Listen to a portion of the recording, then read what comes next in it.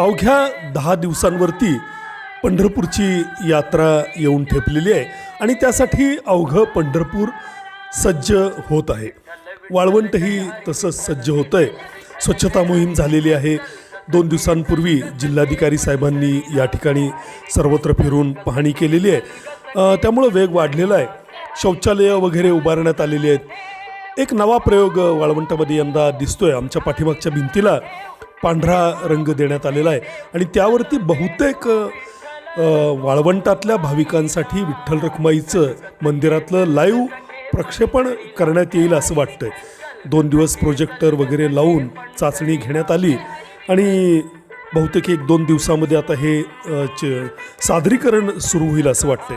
एकंदर काय तर सगळं पंढरपूर सज्ज झालं आहे. आंघोळीसाठी मात्र अजून सोय काही दिसत नाही आहे, म्हणजे कपडे बदलण्यासाठी वगैरे भाविकांची.